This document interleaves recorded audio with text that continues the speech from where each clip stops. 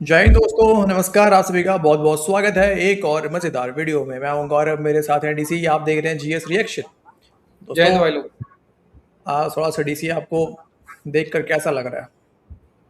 हम्म, आज थोड़ा सा आइसोलेशन कम फील हो रहा है सर मुझे तो। आइसोलेशन कम फील हो रहा है इसको दोस्तों, क्योंकि आज इसको जो है जिस कौन सा गाना है जिसका था ये तुमको इंतजार, पता नहीं, जो भी गाना वाना था यार, बेकार था। मतलब हाँ, मुझे नहीं आता गाने तो। वो सर, फिजा का शो मिल गया डीसी को यार। दोस्तों मुबारक को, फिजा का शो मिल गया है भाई।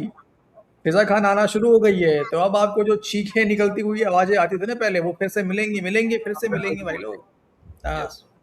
खैर, लेकिन आज के इस वीडियो में फिजा नहीं है। हाँ, वो लेकर आऊंगा, टेंशन मतलब अच्छा वाला वीडियो। तो लेकिन डीसी, आपने देखा ही होगा अभी फिलहाल तो डिस्कशन जो पाकिस्तान के अंदर चल रहा है, यही सर पैक्ट वैक्ट को लेके ही सब फेंका फेंकी हो रहा है दबा के। तो कल खबरें आई सर कि यमन ने हूतीज की तरफ से फिर से कुछ अटैक वटैक हुए हैं सऊदी के आसपास। अब पाकिस्तान कह रहे हैं, पाकिस्तानी कि हाँ वो ठीक है, डिफेंस पैक्ट हुआ है, लेकिन सरकार जो है वो बताएगी क्या करना है। ठीक है, ये रेड लाइन है, वो हूतीज को हाँ बताएगी हाँ, कि सऊदी हमारा रेड लाइन है। बिल्कुल बिल्कुल। आखिरी आखिरी मौका, आखिरी मौका, हाँ, आखिरी मौका है।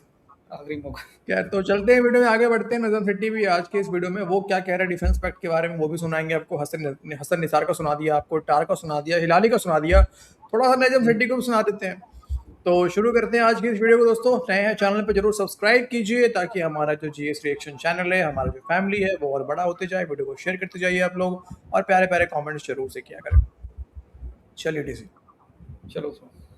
मुसलमान इतने सादा है बहुत से लोग कि मैंने देखा है, मुझे बाज़ लोगों ने टेक्स्ट किए हैं, बाज़ लोगों ने कमेंट किए हैं कि फ़लाँ जगह हमने पढ़ा था, हदीस इस किस्म की थी, कहीं कुरान में लोग कहते हैं, कोई कहते हैं किसी मुस्लिम स्कॉलर ने उनको बताया था कि क़यामत की निशानियाँ आई होंगी, तो दुनिया ख़त्म होने वाली होगी, तो इस्लाम की ताकतें एक तरफ हो जाएंगी और कुफ्र की ताकतें एक तरफ हो जाएंगी। इस्लाम की ताकतें कौन सी हैं? वो जनरल सिसी का इजिप्ट है, वो MBS का सऊदी अरेबिया है, वो एर्दोगान का तुर्की है, और वो जनरल आसिम मुनीर का पाकिस्तान है। तो ये इस्लाम की ताकतें हैं जो कुफ्र की ताकतों के खिलाफ इकट्ठी हो रही हैं। बहरहाल आगे चले। पाकिस्तान के एक बड़े ही प्रोमिनेंट टेलीविजन एंकर पर्सन है, बड़े अच्छे आदमी हैं। जितने लोग पाकिस्तान की इस्टेब्लिशमेंट को और नून लीग को सपोर्ट करते हैं, उनमें से सबसे बेहतर और मयारी ज़ुबान अगर कोई इस्तेमाल करते हैं तो वो ये एंकर है, जिनका नाम है मंसूर अली खान। इनसे आप वाकिफ़ हैं, बहुत उनकी बड़ी बड़ी फॉलोइंग है। 2 दिन पहले मंसूर अली खान साहब ने अपने एक वीलॉग की जो हेडलाइन बनाई, और उसमें से जो थीम उन्होंने बनाई, वही थीम ये थी कि इस अलायंस के नतीजे में मुस्लिम दुनिया की एक बहुत बड़ी ताकत जो है वो मारज़ वजूद में आ गई है। और ये एक ऐसी ताकत है जिसके पास 20 लाख सिपाही हैं, जिसके पास 1000 मॉडर्न फाइटर प्लेन्स हैं, जिसके पास 7000 टैंक हैं। और ये कि इसके नतीजे में हिंदुस्तान और इसराइल जो है वो थरथरी मच गई है, थर थर जो है वो कांप रहे हैं। जब मैं ये सूरत हाल देखता हूँ कि मंसूर अली खान साहब जो कहानी लोगों को सुना रहे हैं, जिससे सुन के ऐसा लगता है कि इस्लाम की ताकतें जो हैं वो कुफ्र की ताकतों के खिलाफ मुत्तहद हो रही हैं। एक बहुत बड़ा मुस्लिम अलायंस, एक बहुत बड़ी मुस्लिम ताकत जो है वो मारज़ वजूद में आ रही है। एक इस्लामिक नेटो है, एक मुस्लिम नेटो है।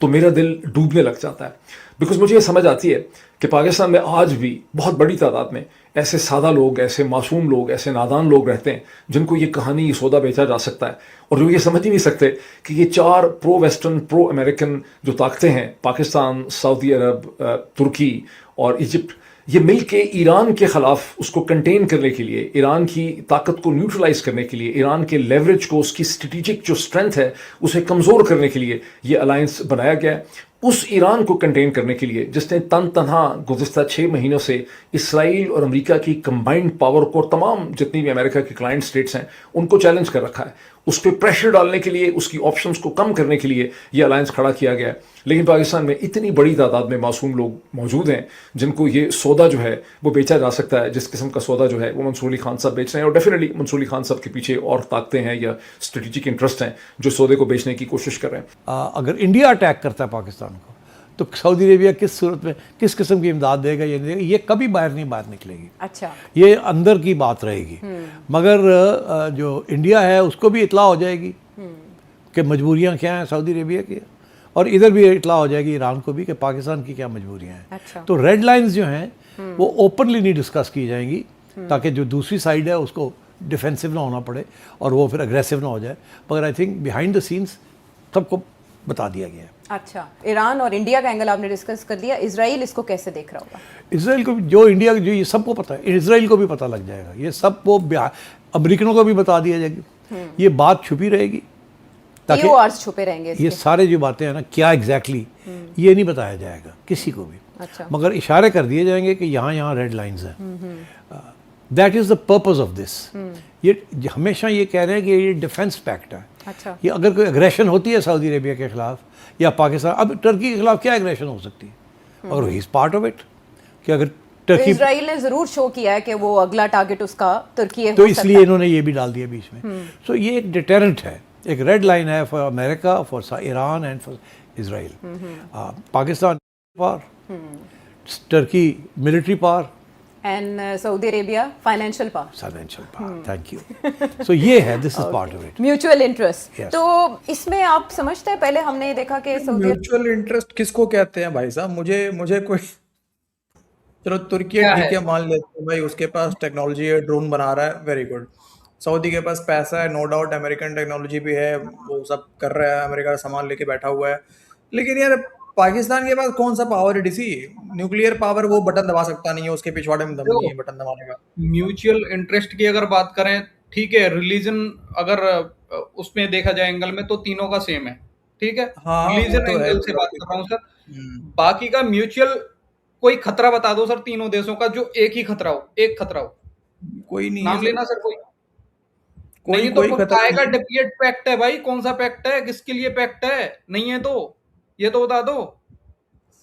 वही बात है सर, जो बाकी एक्सपर्ट कह रहे हैं ना, जैसे कि थोड़ा समझदार ये निकल गया पाकिस्तानी मोहित पे ज्यादा, पता नहीं कैसे कैसे भाई साहब, या तो मे भी बाहर रह रहा है तो बाहर ही लोगों को सुन सुन के, और उस तरह का सर अनपढ़ गंवार वाला बात जो है वो बाहर करेगा सर, तो सरवाइव कर नहीं पाएगा ना वहाँ पे यूएस के अंदर में।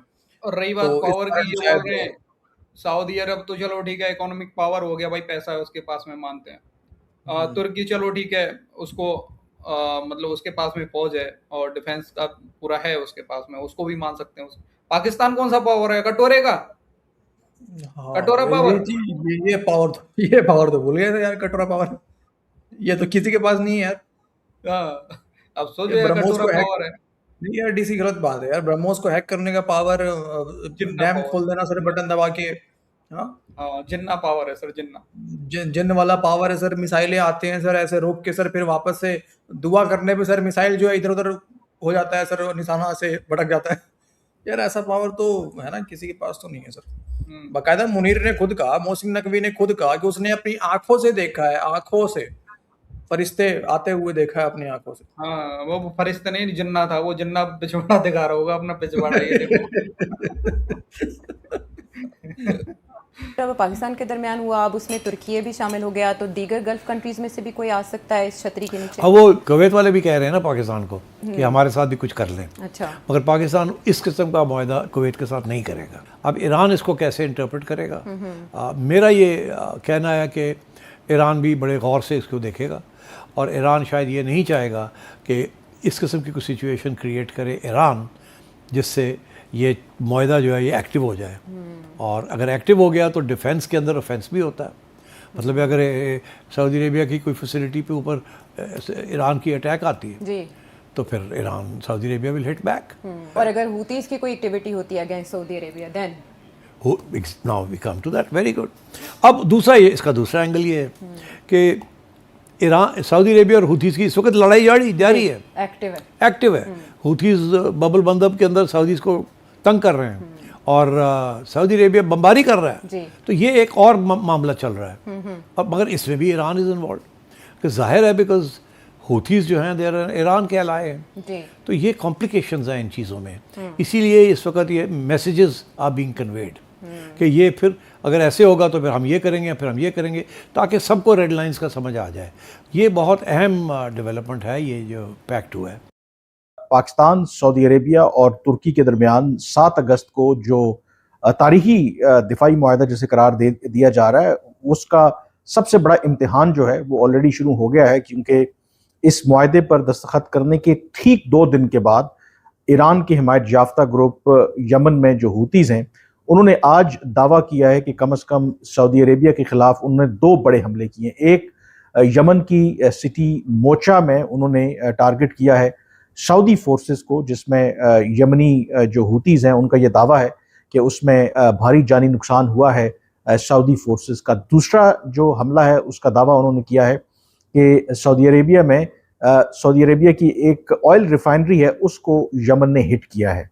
अब ये जो हमला किया गया है, ये जैसे मैंने कहा कि ठीक 2 दिन के बाद जब सऊदी अरेबिया, पाकिस्तान और तुर्की के दरमियान ये सैफ अरीकी मुआहदा तय पाया, जिसमें वाज़े तौर पर यह कहा गया कि अगर इन 3 मुल्कों में किसी एक मुल्क के खिलाफ भी फौजी हमला होगा तो तीनों मुल्कों पर वो हमला तस्वुर किया जाएगा। सबसे आम सवाल इस वक्त ये है कि क्या यमनी हूतीज़ के इन ताज़ा हमलों के नतीजे में पाकिस्तान और तुर्की सऊदी अरेबिया की मदद के लिए आएंगे, और इस तरीके से मदद के लिए आएंगे कि वो मिलकर जो हूतीज़ हैं उनके खिलाफ को कार्रवाई करेंगे। इसके जवाब का हमें डेफिनेटली इंतज़ार करना पड़ेगा। लेकिन हूतीज़ की तरफ से ये जो हमले किए गए हैं, और हूती जो ईरान की हिमायत याफ्ता ग्रुप है, तो आप ये कह सकते हैं कि किसी हद तक ईरान इनडायरेक्टली इस जो मुआहदा ताज़ा अभी हुआ है पाकिस्तान, सऊदी अरेबिया और तुर्की के दरमियान, उसको भी टेस्ट करना चाहता है कि आखिर इन तीनों मुल्कों की कितनी सख्त है कि क्या वो रिस्पॉन्ड करेंगे। ये एक बहुत अहम सवाल है। फिर इसमें जो इम्पोर्टेंटली कहा गया है कि ये जो फोरम है या जो जॉइंट डिफेंस मैकेनिज्म है, ये सिर्फ 3 मुल्कों तक मुहित नहीं है। अगर कोई और मुल्क जो इस तीनों मुल्कों के जो प्रिंसिपल्स हैं या इस जॉइंट डिफेंस मैकेनिज्म का जो भी तरीकाकार है उससे इत्तेफाक करते हैं तो वो भी इसमें शामिल हो सकते हैं। तो क्या इसका ये मतलब है कि ईरान को भी इसमें शामिल किया जा सकता है अगर वो होना चाहे? कम अज़ कम इसहाक डार साहब के इस बयान से तो ये लग रहा है कि अगर ईरान वो शराइत पूरी करता है तो बिल्कुल ईरान भी इसमें शामिल हो सकता है। ईरान को शामिल करेंगे। ईरान को भी कर लो शामिल। यार मतलब ईरान के अगेंस्ट ही बना रहे, ईरान को शामिल करेंगे यार। लेकिन डीसी यार मुझे लग रहा है अभी फोन आया था सर, वही हरास नवाब का फोन आया था दोस्तों, हमारे नुमाइंदे जो हैं, हाँ वही मतलब पाकिस्तान से, हाँ कराची बेस्ड अविश्वसनीय सूत्र हमारे हरास नवाब, उन्हीं का कॉल आया था सर। उनका कहना है कि मैंने वही कल रात में मैसेज किया था कि जनाब क्या हुआ, हूतीज़ ने अटैक कर रहे हैं सर उधर सऊदी में। तो उन्होंने वही बोला कि जनाब निकल गई फौज, हमारी फौज निकल गई है। अरे हाँ वही यही बोल दिया होगा सर, लास्ट वार्निंग है, इसके बाद देख लेंगे। नहीं वो कह रहे हैं सर वो पैदल जा रही है, थोड़ा समय लगेगा पहुंचने में, समुद्र पार करना है ना, तो थोड़ा सा बोले कि निकल गई फौज। अच्छा फौज निकल गई है, अच्छा। वैसे फौज अभी तो सऊदी अरब जाके रुकेगी ना सर, वो वार्निंग दी होगी अभी तो, खैर ये लास्ट वार्निंग है, अब आगे रेड देख लाइन, लेंगे। अभी रेड लाइन बताने गए हैं सर कि ये रेड लाइन है हाँ हमारी। रेड लाइन बताने गए ये पिछले 2 महीने से रेड लाइन नहीं बता रहे कि ये दरार सब पड़ी वही है। हाल हो रहा है जो कल ही देख रहे थे ना, एक बंदा जो पाकिस्तानी बात कर रहा था, कहीं ना कहीं इनके जो पैक्ट है सर इसकी निकल के आई है सामने, वो यही है कि जब तक मिसाइल ठोकता रहेगा ईरान, कोई पैक्ट वैक्ट नहीं, कुछ नहीं है, जब तक मिसाइल ठोकता रहेगा या मतलब जब तक ईरान की या किसी दूसरे देश की फौज अंदर नहीं घुसेगी, अंदर दूसरे देश मतलब सऊदी अरब में, पाकिस्तान में या किसी में फौज नहीं घुसेगी, तब तक ये पैक्ट काम नहीं करेगा। हाँ ये जो आपके वाले पे जो आया था वो तो कोई रिटायर्ड ही था ना, रिटायर्ड फौजी कोई था नहीं कौन पाकिस्तान था का। वो, जो भी था वो तो यही बोल रहा था कि भाई यही सामने हाँ निकल के आ रहा है उसमें। हाँ दोस्तों, वो यही कह रहा था कि जब तक भारत मिसाइल मारता रहेगा हम पे, ठीक है, वो हाँ ब्रह्मोस मारे, अग्नि मारे, पृथ्वी मारे, जब तक वो मारता रहे हमारे पे तब तक तो कोई कुछ नहीं आने वाला हमें बीच में। हमें पिलना पड़ेगा हाँ तब तक। तब तक तो भाई झेलना पड़ेगा, खोल के बैठना पड़ेगा, और कोई रास्ता नहीं है। वो छेद को फाटक बना दे, किस ना सऊदी बीच में आएगा ना तुर्की बीच में आएगा। कोई नहीं तो है। मुझे लग रहा है बात यही है डीसी। ऐसे तो पाकिस्तानी बस रेड लाइन ही बता रहे हैं यार, जब से अच्छा तुर्की वाला मामला तो अब हुआ ना, सऊदी और पाकिस्तान का डिफेंस पैक्ट हुए तो समय भी हो गया, हाँ उसके जी बाद ना बिल्कुल। जाने कितने अटैक हो गए सऊदी के ऊपर में, तब से पाकिस्तानी कौन क्या सॉरी क्या क्या बोलते हैं उसको यार, कंडेम कंडेम, हाँ कंडेम नहीं कंडेम ही कर रहे हैं पाकिस्तानी शहबाज शरीफ जो है कि ये रेड लाइन है, ये रेड लाइन है, ये रेड लाइन है। मतलब बार बार हाँ दरार दिखा रहा होता है पाकिस्तान जाके कि देखो दरार लाल हो गया हमारा, ठीक है अब हो गया, रेड लाइन है हमारा। रेड लाइन है, अब की बार देख लेंगे, ये सीधे बोलते सर, अब अब की की बार बार देख देख, अब की बार देख। साला मतलब क्या है यार, मतलब इंटरनेट से भी उतर के कहीं दूसरी जगह चले जाओ देखने के लिए यार, सिर्फ यहीं पे वही देखते रहते हो पूरे दिन बैठ के यार। इनका इनका यार उसके रेडलाइन ही अलावा खत्म नहीं हो रहा है। जो वो आ रहा रेडलाइन बता रहा है कि हमने भारत को मैसेज कर दिया, भारत को रेडलाइन दिखा दिया, हमने सऊदी को रेडलाइन बता दिया, हमने ईरान को रेडलाइन बता दिया। अब ये बताओ, ये इसहाक डार कह रहा है कि ईरान भी अबे ईरान शामिल, ठीक है ईरान को शामिल कर लो तुम लोग, लेकिन ये बताओ कल के डेट में इसराइल या फिर अमेरिका ईरान पे हमले करेगा तो तुम्हारे पिछवाड़े में कूदा है जो तुम अमेरिका को उंगली दिखाओगे? किससे लड़ोगे, अमेरिका से? यार सोच या इसराइल से लड़ोगे? समझ नहीं आता यार। है ये बताओ, तुर्की अमेरिका से लड़ने के, चलो ठीक है, तुर्की जाएगा क्या? वो तो नेटो का अच्छा, मेंबर है यार, वो सऊदी क्यों लड़ेगा लड़ने अमेरिका जाएगा? से? यार जिसके अजीब पास सोच है यार, हथियार ही सही में यार इनकी, मतलब यार अरे पैदल है, दिमाग से पैदल है, मतलब बहन जैसी बीवी, शादी शादी कर ली, बीवी रख ली बहन जैसी, बस होगी इनकी बुद्धि खराब। अरे बाप रे, सच में यार क्या लोग है भाई साहब। यार कसम से दोस्तों, जियो पॉलिटिक्स का मावैन हो चुका है पूरा। ठीक है, पाकिस्तान के अंदर में। और उनके वीडियोस पे हम रिएक्शन कर करके कई भाई लोग देसी कमेंट करते हैं कि यार गौरव भाई, तुम लोगों ने जियो पॉलिटिक्स जैसे सीरियस टॉपिक को तुम लोगों ने क्या बना दिया यार। अब अब यार हम भाई एक लोग तो आप देखो, बताओ, हमें जियो इनकी जो पॉलिटिक्स। बातें हैं, इनकी बातें सुन के आपको लगता है कहीं ये सीरियस हैं ये लोग? यार दोस्तों देखो, एक तो हमें जियो पॉलिटिक्स आता नहीं है। जो जो थोड़ा बहुत सीखने मिलता है वो आप लोगों के कमेंट सेक्शन पढ़ पढ़ के थोड़ा बहुत सीखते हैं हम लोग। बाकी थोड़ा बहुत जो इधर उधर सुन के लोगों कुछ पढ़ पढ़ के सीख लेते हैं। ठीक है, तो हमें कुछ आता नहीं है भाई साहब। पहली बात तो ये हो गई यार, इसीलिए हम पाकिस्तानी वीडियो पर रिएक्शन, अब आता तो खुद का चैनल खोल के नहीं बैठते यार, बताओ। करेक्ट, सही बात है। ना इनके वीडियो, जाइलो के वीडियो पर रिएक्शन करना पड़ता है बैठ के। हाँ, तो यार दोस्तों ठीक है, ये हाल है भाई।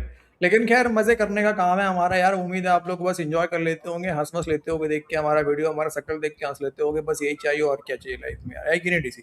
हाँ। हाँ जी। अब डीसी भी मुस्कुराता, डीसी भी अब मुस्कुराता रहेगा, टेंशन मत लो, पिज्जा आ गई अरे यार, है। ओके दोस्तों। मिलते हैं आपसे अगले वीडियो में, अपना ख्याल रखें। जय हिंद दोस्तों। जय हिंद भाई लोग।